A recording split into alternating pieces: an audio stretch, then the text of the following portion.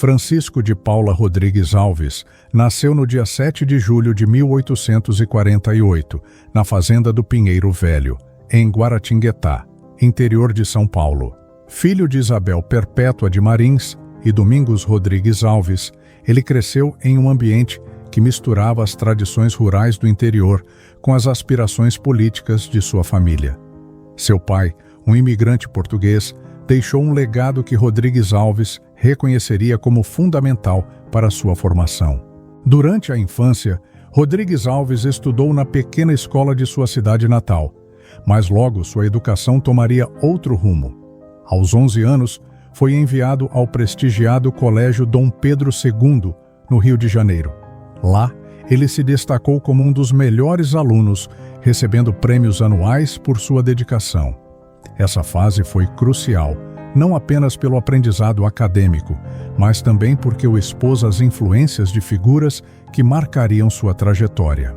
Joaquim Nabuco, seu colega de turma, destacou em suas memórias a brilhante inteligência de Rodrigues Alves, descrevendo-o como um dos melhores estudantes daquela geração. Ao terminar o ensino secundário em 1865, Rodrigues Alves ingressou na tradicional Faculdade de Direito do Largo de São Francisco, em São Paulo, no ano seguinte. Esse período foi um marco na construção de sua identidade como homem público. Ele participou ativamente de debates acadêmicos, escreveu para jornais e associou-se à sociedade secreta Burschenschaft, um grupo que influenciaria significativamente a política brasileira no final do Império e início da República. Foi também nesse período que Rodrigues Alves se uniu a grandes nomes como Rui Barbosa e Castro Alves, em iniciativas como a Fraternidade Primeira, uma associação que oferecia apoio jurídico a escravizados, financiada por uma loja maçônica. Essa participação reflete um lado interessante de sua personalidade. Enquanto era reconhecido como um homem prático e comedido, também estava envolvido em questões sociais que desafiavam o status quo. Após concluir sua formação em 1870, Rodrigues Alves retornou a Guaratinguetá, onde iniciou sua carreira como promotor interino. Pouco depois, tornou-se juiz municipal e ingressou na política como deputado provincial em 1872. Em meio a essas atividades, casou-se com Ana Guilhermina de Oliveira Borges em 1875. A união reforçou sua posição política e econômica, já que a família de sua esposa possuía grandes propriedades e influência na região. Mas sua vida pessoal não foi isenta de tragédias. Em 1891, Rodrigues Alves perdeu sua esposa durante o parto e, pouco antes disso, a filha mais velha, vítima de tifo. Essas perdas marcaram profundamente sua trajetória, mas ele seguiu adiante, dedicando-se cada vez mais à vida pública. Nos anos seguintes, Rodrigues Alves destacou-se na política paulista e nacional. Como presidente da província de São Paulo entre 1887 e 1888, enfrentou desafios como revoltas escravas e uma epidemia de varíola. Durante esse período, ele tomou medidas importantes, como incentivar a imigração para suprir a falta de mão de obra e organizar campanhas de vacinação para conter doenças. Essas ações demonstram uma característica central de seu governo: o pragmatismo. Enquanto muitos de seus contemporâneos optavam por discursos inflamados, Rodrigues Alves focava em soluções práticas e diretas, mesmo que isso significasse desagradar alguns setores da sociedade. Após consolidar sua carreira política em São Paulo, Rodrigues Alves iniciou uma jornada que o levaria ao centro das decisões nacionais. Sua habilidade de navegação política e sua postura pragmática foram essenciais para lidar com um Brasil em constante transformação. Em 1891, ele foi convidado a assumir o Ministério da Fazenda, em meio a uma grave crise econômica causada pelo chamado encilhamento, uma política de emissão descontrolada de papel-moeda. Rodrigues Alves herdou uma economia inflacionada e instável. Com determinação, implementou reformas para conter a crise. Entre elas, destacou-se a conversão das dívidas internas para uma taxa mais estável e a centralização da emissão de moeda no Tesouro Nacional. Essas medidas visavam trazer maior equilíbrio às contas públicas, mas enfrentaram resistência, inclusive do próprio presidente Floriano Peixoto. A falta de apoio levou Rodrigues Alves a pedir demissão, marcando um momento de tensão em sua carreira. Apesar disso, ele retornaria ao cargo em 1895, durante o governo de Prudente de Moraes. Desta vez, enfrentou novos desafios, incluindo a instabilidade causada pela Revolução Federalista e a evasão monetária. Para lidar com a situação, negociou um empréstimo significativo com o Grupo Rothschild e reformulou os estatutos do Banco do Brasil, transferindo a responsabilidade pela emissão de moeda para o Tesouro Nacional.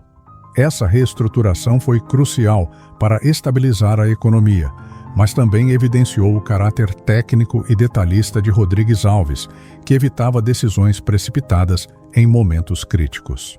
Rodrigues Alves assumiu a presidência da República em 15 de novembro de 1902, sendo o quinto presidente do Brasil. Seu governo é lembrado como um período de reformas significativas, especialmente no campo da saúde pública e infraestrutura. Na época, o Rio de Janeiro, capital federal, era conhecido como um local insalubre, assolado por epidemias como varíola, febre amarela e peste bubônica. Determinado a transformar essa realidade, Rodrigues Alves lançou um ambicioso plano de reurbanização e saneamento. O sanitarista Oswaldo Cruz foi chamado para liderar as campanhas de vacinação e controle de epidemias. A cidade passou por um processo de modernização sem precedentes. Sob a coordenação do prefeito Pereira Passos, ruas estreitas e cortiços foram demolidos no chamado Bota Abaixo.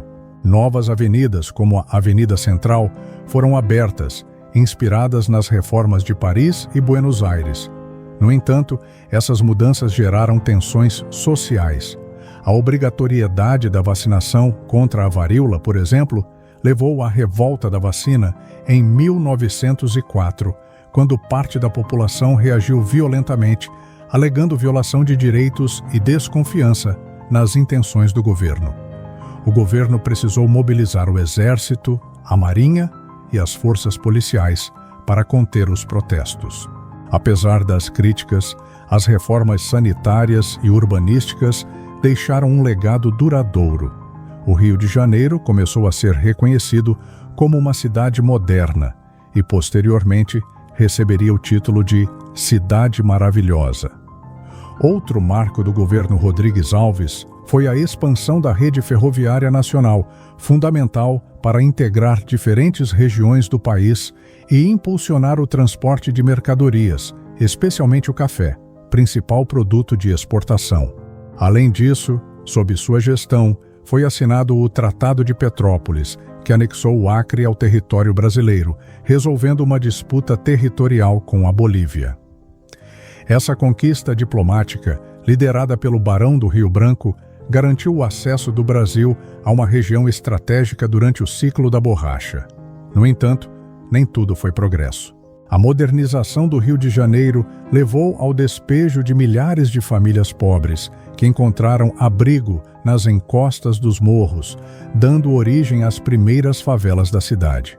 Além disso, o governo enfrentou críticas de opositores que o acusavam de elitismo e de desconsiderar as necessidades das classes mais baixas. Em 1906, ao fim de seu mandato, Rodrigues Alves deixou a presidência com um misto de admiração e controvérsias. Sua gestão havia consolidado reformas importantes, mas também expôs as contradições de um Brasil dividido entre o avanço e a exclusão social. Anos mais tarde, ele retornaria à política, assumindo novamente o governo do estado de São Paulo. Entre 1912 e 1916, enfrentou novos desafios, como a valorização do café e tensões comerciais com os Estados Unidos. Mesmo assim, manteve seu estilo de liderança focado em resultados práticos. Depois de décadas dedicadas à política, Rodrigues Alves parecia pronto para um último grande ato. Em 1918, ele foi eleito presidente do Brasil pela segunda vez, um feito inédito na história republicana até aquele momento. Sua popularidade e reputação como gestor competente o colocaram novamente no cargo mais alto do país. No entanto, o destino reservava um desfecho trágico e repleto de mistérios. À época, o Brasil enfrentava a devastadora pandemia da gripe espanhola, que chegou ao país no final de 1918. Rodrigues Alves, com 70 anos e debilitado por uma anemia perniciosa, diagnosticada anos antes, contraiu a doença pouco antes de sua posse, marcada para 15 de novembro. Seu estado de saúde piorou rapidamente, impedindo-o de assumir o cargo. Com isso, o vice-presidente eleito, Delfim Moreira, assumiu interinamente a presidência. Rodrigues Alves faleceu no dia 16 de janeiro de 1919, no Rio de Janeiro. Ele foi velado em sua residência na Rua Senador Vergueiro e, posteriormente, levado em um trem especial a Guaratinguetá, onde foi enterrado. Mas a causa de sua morte permanece envolta em controvérsias. Embora o atestado de óbito registrasse a anemia perniciosa como causa oficial, muitos acreditavam que ele havia sucumbido à gripe espanhola. Recentemente, historiadores como Lilia Schwartz e Eloísa Starling questionaram essa versão, apontando que não há evidências documentais de que Rodrigues Alves tenha realmente contraído a gripe. Segundo as autoras, a ideia de que ele morreu, junto com seu povo, vítima da mesma doença que devastava o país, foi politicamente conveniente para consolidar a imagem cívica do presidente e fortalecer a jovem república. A teoria ganha força quando se observa o contexto político da época. Rodrigues Alves, já debilitado, havia ficado afastado de suas funções por longos períodos entre 1913 e 1915, durante seu mandato como governador de São Paulo. Mesmo assim, ele foi escolhido como candidato presidencial pelas elites políticas da Primeira República em um acordo entre as oligarquias de São Paulo e Minas Gerais. Era um nome de consenso, mas os líderes sabiam que sua saúde era frágil e que ele dificilmente concluiria o mandato. A escolha de Rodrigues Alves pode ter sido uma manobra política para manter o equilíbrio entre as forças regionais. Caso sua morte fosse atribuída à anemia, como consta no atestado, poderia gerar questionamentos sobre a responsabilidade das lideranças paulistas em indicar um candidato em condições tão delicadas. Por outro lado, associar sua morte à gripe espanhola reforçava a narrativa de um líder que compartilhou o sofrimento de sua população. Além do debate sobre a causa da morte, o velório de Rodrigues Alves foi um espetáculo de grandiosidade cívica, típico dos rituais republicanos. Com longos cortejos, tiros de canhão e participação de autoridades, seu funeral reforçou a imagem de um herói nacional. Segundo historiadores, essas cerimônias não apenas homenageavam figuras públicas, mas também tinham um propósito político: fortalecer a República, aproximando seus líderes do povo. Hoje, o legado de Rodrigues Alves é visto sob diferentes perspectivas. Para uns, ele foi um líder visionário, responsável por modernizar o Brasil e preparar o país para os desafios do século XX. Suas reformas no Rio de Janeiro e o incentivo à imigração deixaram marcas profundas na história nacional. Para outros, suas políticas foram elitistas, desconsiderando as necessidades das classes mais vulneráveis e intensificando desigualdades sociais. No entanto, sua influência não se limita ao campo político. Ele também é lembrado em diversas homenagens, como a cidade de Rodrigues Alves, no estado do Acre, e o Museu Histórico Pedagógico Conselheiro Rodrigues Alves, localizado em sua casa natal, em Guaratinguetá. Ao refletir sobre a vida e a morte de Rodrigues Alves, fica evidente que sua trajetória encapsula os dilemas de um Brasil em transformação. Ele foi ao mesmo tempo um reformista e um conservador, um líder pragmático e uma figura cercada por controvérsias. Sua história nos convida a pensar sobre o impacto das decisões políticas na vida das pessoas e sobre como a narrativa histórica é construída e usada para atender diferentes interesses. Se você chegou até aqui, queremos saber: o que você achou da trajetória de Rodrigues Alves? Comente abaixo sua opinião sobre essa figura histórica tão complexa e marcante. E claro, se você gostou deste conteúdo, inscreva-se no canal Rádio Miura, deixe seu like e compartilhe com os amigos. Aqui seguimos explorando histórias que moldaram o Brasil e revelando detalhes que muitas vezes passam despercebidos. E lembre-se, a história não é apenas sobre o passado, mas também sobre como escolhemos interpretá-la no presente.